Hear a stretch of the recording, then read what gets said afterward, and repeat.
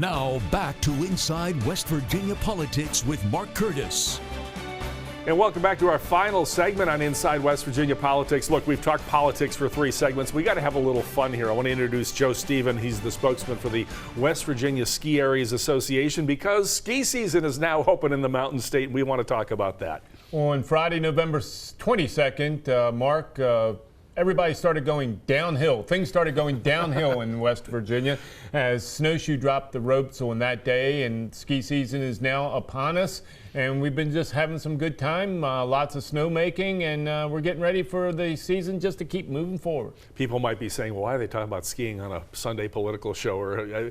Look, politics is involved creating public policy, and one of the things they create public policy for is tourism in this state, and that's why we're having you on.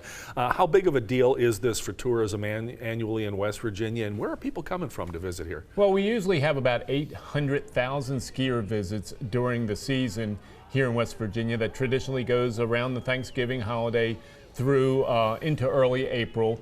It means 5,000 jobs for people in the Mountain State, and that's not only at the resorts but at the adjacent restaurants and hotels and that sort of thing. It also means $250 million in an economic impact for the state of West Virginia. So there's a lot of things that go into the ski industry, but it means a lot to West Virginia tourism. Yeah, I did a fun thing when I was at Stonewall last time. Of course, Stonewall is not a ski resort, but I was there and I just took a survey of the parking lot to see how many out of state. And I think I counted 11 different states that were represented that particular Sunday in the parking lot, and I assume the ski resorts are very similar. In fact, Florida is one of our largest states that we draw from, and coming up with the Christmas holidays, I would at least half of the attendance at the resorts at Snowshoe, Winter Place, and Canaan will be from Florida, and a lot of them have never seen snow ever. But we also draw from Virginia, North Carolina, and Ohio, so we draw a lot from all around the region. You mentioned the 3 resorts or ski areas that are operational right now. I understand there was a big development this week in the resort in Tucker County. Tell me the name of it, and it had gone out of business or bankrupt, and now it's coming back. Timberline Ski Resort was purchased in an auction by Perfect North Slopes, which is out of Indiana. It's a Midwest resort. It was purchased for $2.2 million. Won't be operating this year, but the folks at Perfect North are looking to operate in the 2020-2021 season.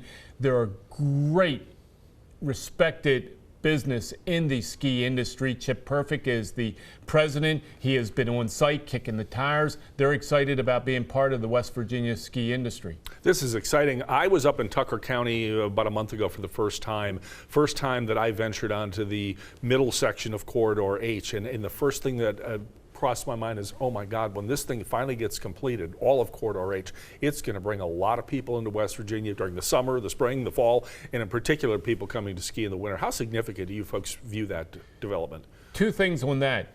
Corridor H, or Route 48 as it is now known officially, yep. It was opened in the mid-90s from Ohio to Elkins, and that opened up a lot from that side of the United States, from Ohio and that area. But this quarter now from D.C. to Davis, which is now open, it's cutting 45 minutes to almost an hour of the travel time from the folks from the nation's capital, and that's just opening up all kinds of possibilities for tourism in the Canaan Valley area. Yeah, I had so much fun up there. I want to buy a cabin or something, maybe make an Airbnb. It's great.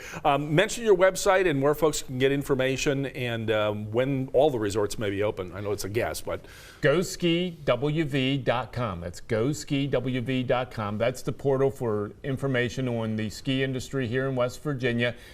Not Timberline, but Winter Place and Canaan Valley will be opening later this month in December. Snowshoe has already been opening. They opened on the 22nd.